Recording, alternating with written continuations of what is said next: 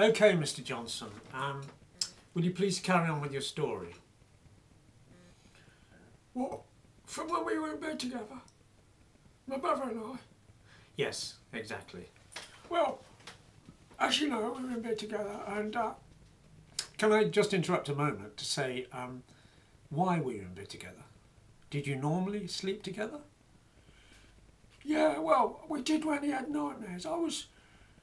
Remember, I was 12 and he was only 7. He had terrible nightmares. And then he'd get in bed with me. Okay, I understand. Yeah, well, suddenly in the middle of the night, I heard this noise. What was the noise like? It was a sort of scrabbling sound. People, little creatures or something, scrabbling about on the bed. And you woke up? I woke up and I couldn't move. I was held down by these sort of squidgy round things, these tomato men. Tomato men?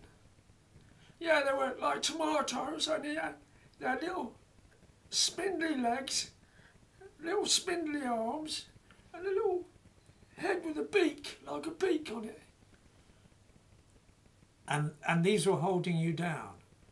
Yeah, that's right. I couldn't move.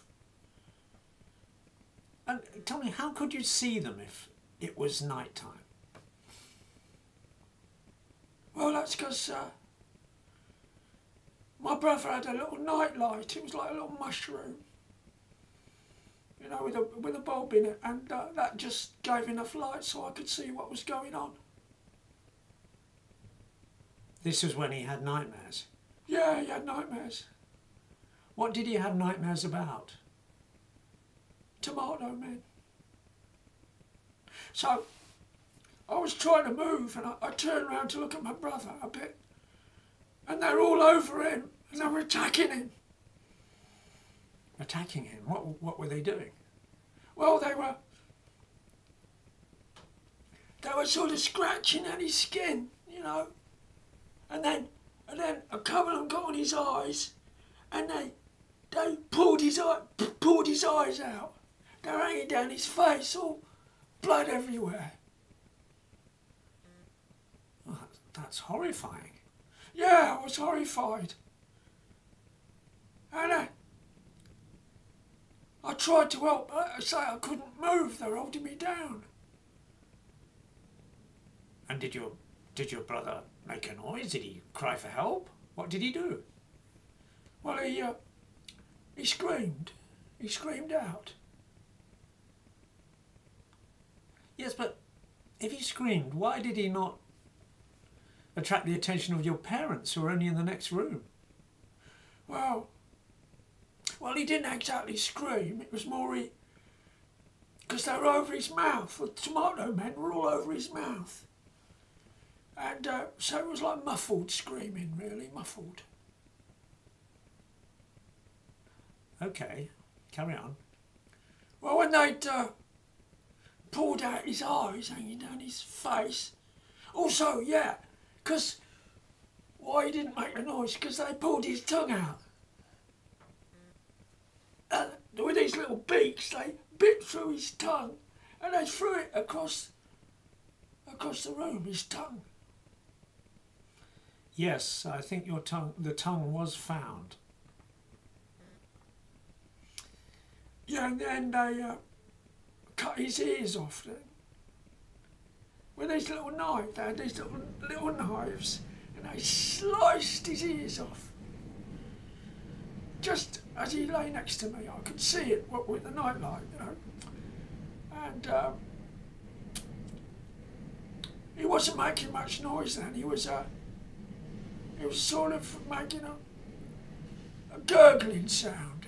What with his tongue being cut off, all gurgling blood. And what happened next? Well, these little hammers, these tomato men, had these little hammers. And they started to...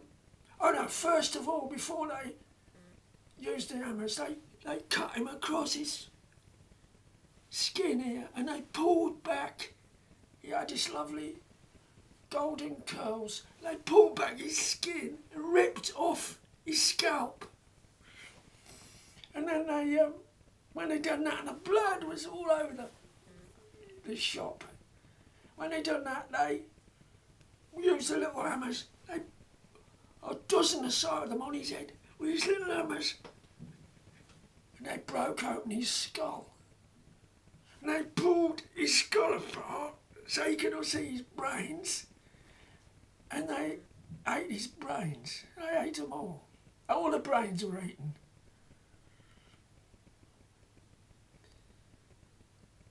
I see. What happened next? They started to work on the rest of his body. Very methodical in a way. They started to slice his skin up all over his body using these little knives I told you about, these little knives. And they tore off the skin. Well, at least he must have been dead by then. He wouldn't have felt anything. Yeah, I suppose you're right, really. Yeah, you're right. Anyway, they pulled off all the skin off him. And it was like spaghetti, and they started to eat it. All these tomato men sitting around eating all his skin.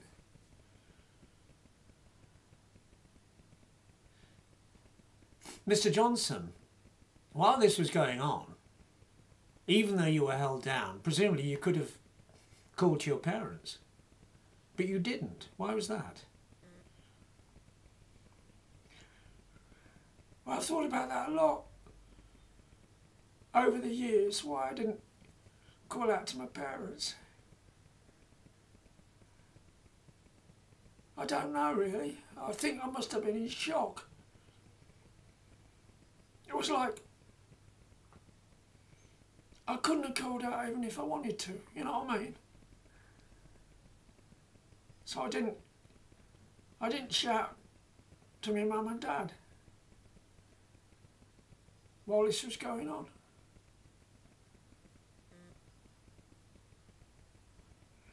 Okay, Mr. Johnson, you've given us a lot of information, a lot of detail. I think we'll take a break now. Give you time to collect your thoughts. And it's nearly 1 o'clock, so we'll see you in half an hour and continue the discussion. The thing I want to discuss with you is the next part of the incident, which was the death of your parents. I believe the tomato men were responsible for that too.